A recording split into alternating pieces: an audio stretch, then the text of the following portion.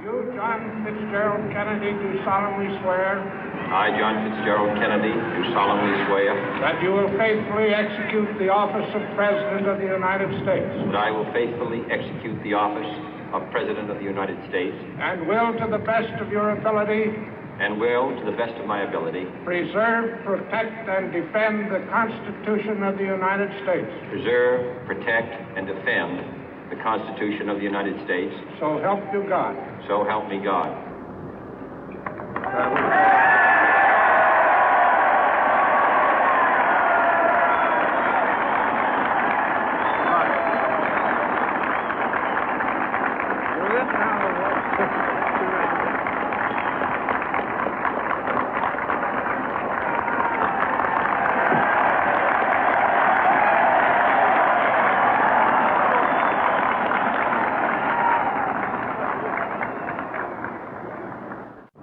Vice President Johnson, Mr. Speaker, Mr. Chief Justice, President Eisenhower, Vice President Nixon, President Truman, Reverend clergy, fellow citizens.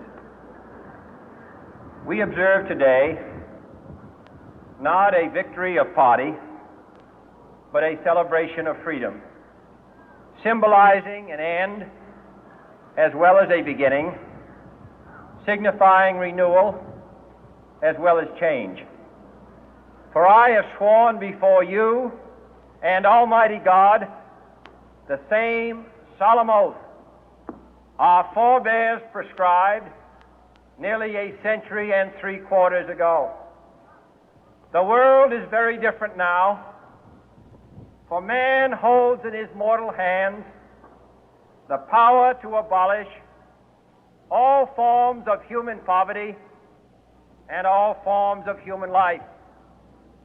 And yet the same revolutionary beliefs for which our forebears fought are still at issue around the globe. The belief that the rights of man come not from the generosity of the state, but from the hand of God.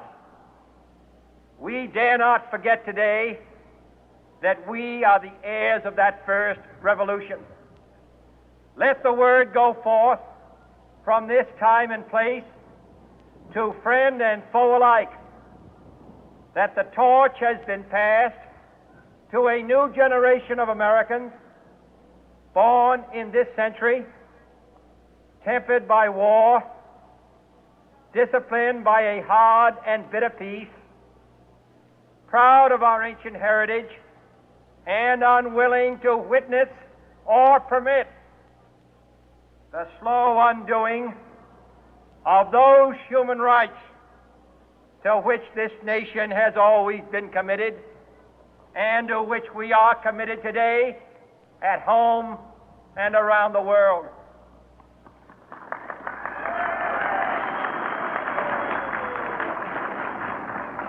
Let every nation know, whether it wishes us well or ill, that we shall pay any price, bear any burden, meet any hardship, support any friend, oppose any foe to assure the survival and the success of liberty.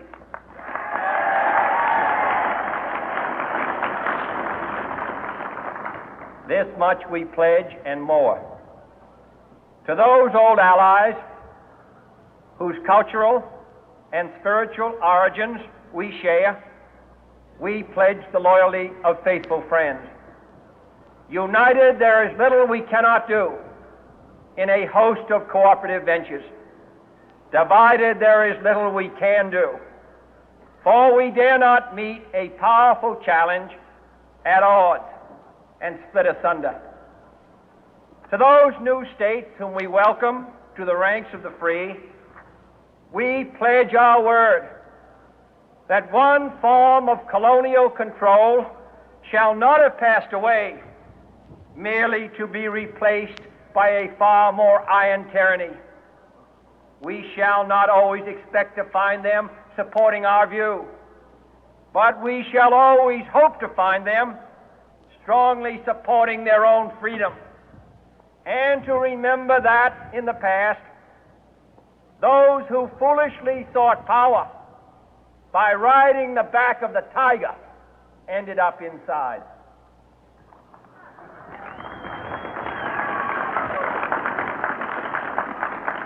To those people in the huts and villages of half the globe struggling to break the bonds of mass misery, we pledge our best efforts to help them help themselves for whatever period is required, not because the communists may be doing it, not because we seek their votes, but because it is right.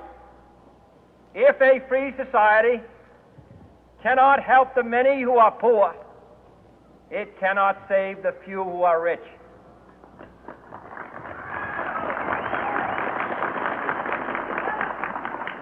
To our sister republics south of our border, we offer a special pledge to convert our good words into good deeds, in a new alliance for progress, to assist free men and free governments in casting off the chains of poverty. But this peaceful revolution of hope cannot become the prey of hostile powers. Let all our neighbors know that we shall join with them to oppose aggression or subversion anywhere in the Americas. And let every other power know that this hemisphere intends to remain the master of its own house.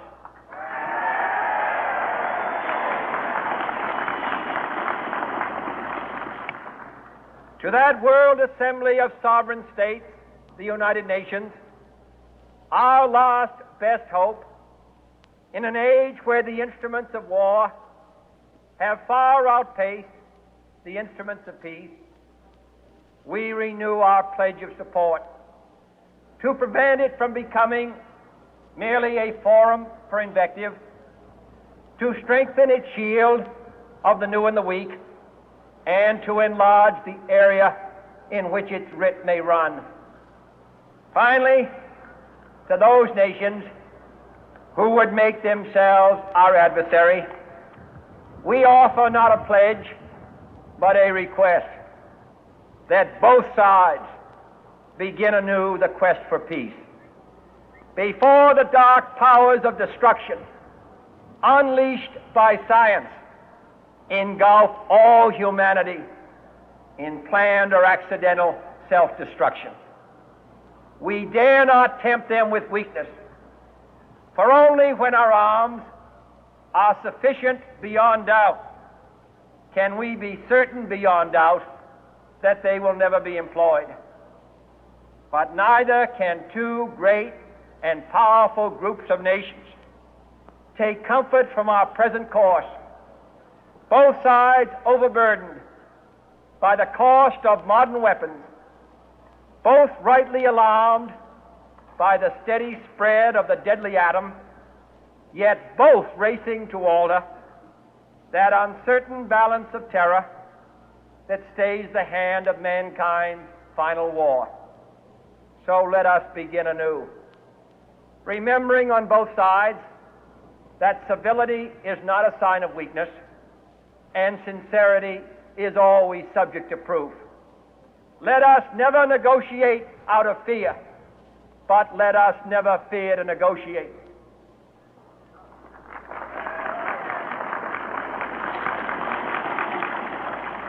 Let both sides explore what problems unite us, instead of belaboring those problems which divide us. Let both sides, for the first time, formulate serious and precise proposals for the inspection and control of arms, and bring the absolute power to destroy other nations under the absolute control of all nations.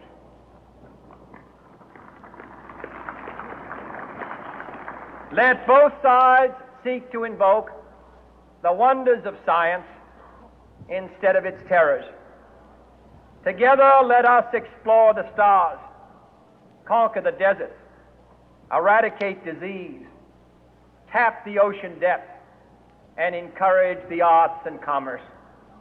Let both sides unite to heed in all corners of the earth the command of Isaiah to undo the heavy burden and let the oppressed go free. And if a beachhead of cooperation may push back the jungle of suspicion, let both sides join in creating a new endeavor, not a new balance of power, but a new world of law, where the strong are just and the weak secure and the peace preserved.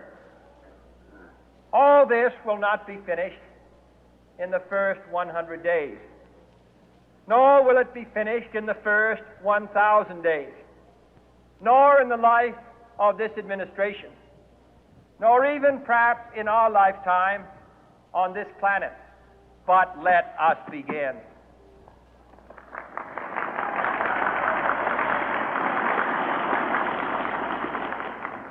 In your hands, my fellow citizens, more than mine, will rest the final success or failure of our course.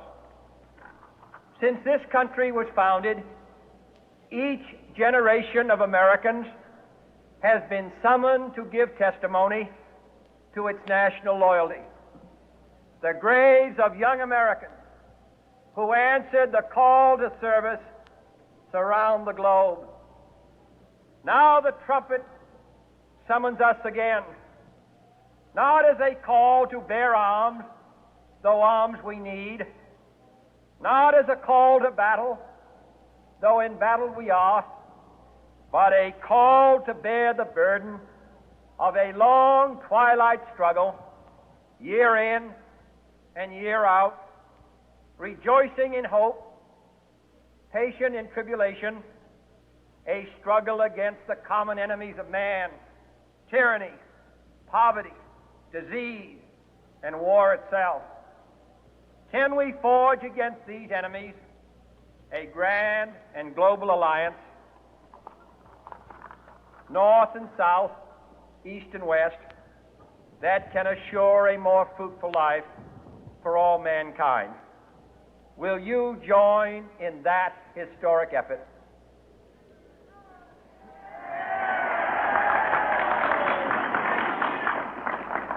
In the long history of the world, only a few generations have been granted the role of defending freedom in its hour of maximum danger.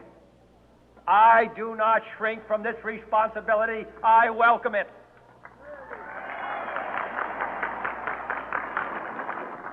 I do not believe that any of us would exchange places with any other people or any other generation. The energy, the faith, the devotion which we bring to this endeavor will light our country and all who serve it. And the glow from that fire can truly light the world. And so, my fellow Americans, ask not what your country can do for you, ask what you can do for your country.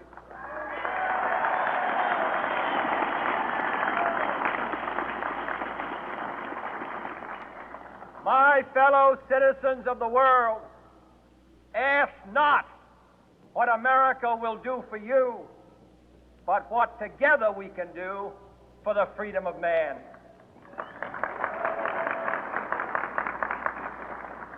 Finally, whether you are citizens of America or citizens of the world, ask of us here the same high standards of strength and sacrifice which we ask of you.